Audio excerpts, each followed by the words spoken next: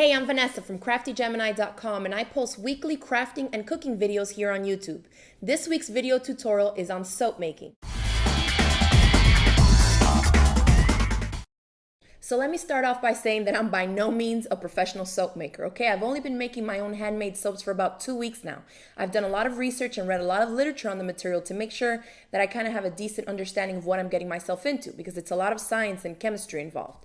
Now, I wanted to put together this tutorial for those of you at home that might be a little curious as to how the process works, and I'm hoping that you guys will even jump in and try the recipe I'll show you today. So cold process soap making is probably the way that your grandparents or great-grandparents made their handmade soaps at home. The chemical process to create actual soap requires that there be a few different ingredients that have to be present in order for the end result of the chemical reaction to be actual soap. We start off with fatty acids, and here we're going to use different types of oils. There's tons of them out there, and I'll run a list that you can see of all kinds of oils you can use in your soap batches. Then you're also going to need something called sodium hydroxide, or also can be called lye. The lye is dissolved in a liquid, which is oftentimes water, and then added to the oils. And when those two different types of ingredients come together, it starts a process called saponification, that after the process is over, the end result of the combination of the ingredients is soap. So there won't actually be any lye left over in your soap if your measurements were done correctly. When you get your lye, make sure it's 100% lye and not just a regular household drain opener that contains lye. Make sure it's 100% sodium hydroxide. Then whenever you work with lye, you also want to make sure that you're taking the correct and the necessary safety precautions, and that you suit up with some rubber gloves, some goggles, and then also a little respirator mask doesn't hurt, okay? Because when you combine the lye with the water, it will let off some toxic fumes. You're also going to need some water and your lye. Make sure it's 100% sodium hydroxide. You're going to need a digital scale as well. Then your oils here, canola, and the cheapest olive oil I could find was this extra light one. Then you're going to need some kind of mold to pour your batter into to create your soap bars. And these come either in silicone or plastic like this, or you can make your own using some recycled milk or orange juice cartons, or even little Tupperwares would work as well. Here I have a container to measure out my lye, and I specifically want to label it so people know that that's just for the lye. This is a thermometer gun where you can read temperatures, and you can use also a candy thermometer that you put in, but you'll want to work some temperatures as you're working on your batter. Here we have a stick blender, and then something to cut your soaps once it's done. You don't want to use a sharp knife, because since the soap is slippery, you don't want to have it slip and cut your hand. So get something like this, or one of the crinkle cutters that they sell as well. Then I have a spatula, which I also label, that's just for my soap stuff, a big measuring cup, a stainless steel spoon, and then also a bowl, which is where we'll be mixing everything into.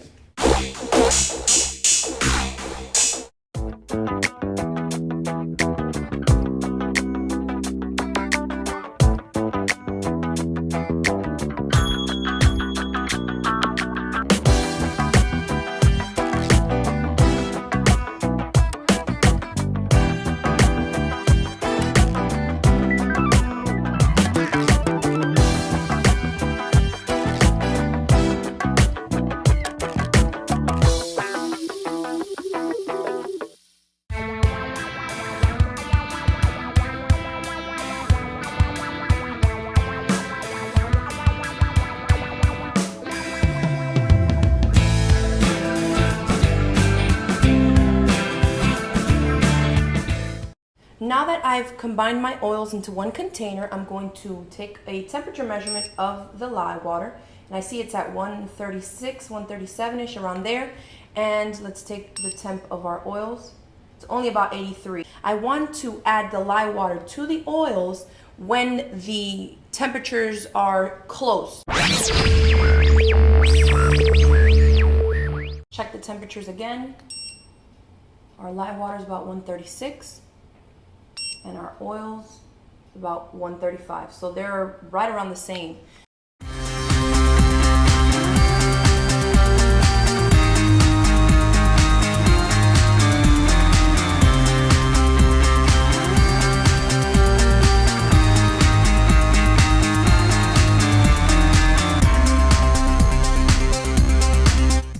trying to get this to a point called trace, and the way to see that is when you go like this and you kind of drizzle it on top, you should see little trailings left behind, which obviously I'm not there yet because I can still see the oil separated.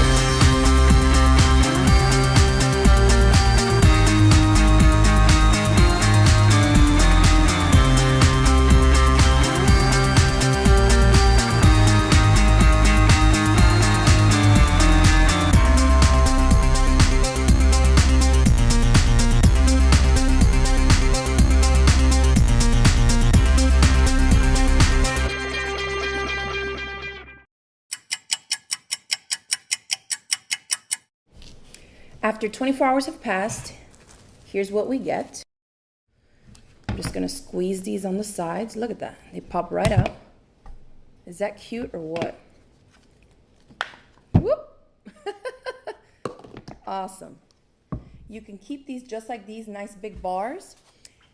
Now they need to sit, or what they call cure, for about 4 to 6 weeks before you can actually use it. And during that curing time, what's going to happen is all the moisture, the water that's left in there is going to evaporate out. So it's going to give you a nice hard bar that will last you longer in the shower. Look at that. A nice hard white bar. And that was just with 2 oils, canola and olive oil. Let's check out our other mold here and see what we ended up with. This is the silicone mold. So you want to pull the sides apart. Look at that. Nice. This is a little guest size mold. So let me turn it this way so you guys can see it better. I'm going to cut it with my crinkle cutter so you can see how cute these will come out.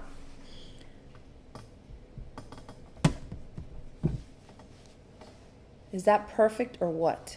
And just set them out on a cooling rack to cure. And then you can do more research like I recommended, and you can learn different ways of coloring your soap bars and how to add different fragrances and scents and even ground up herbs in there. You can do all kinds of stuff. So I just wanted to offer you guys this one basic tutorial just so you can see how easy it is.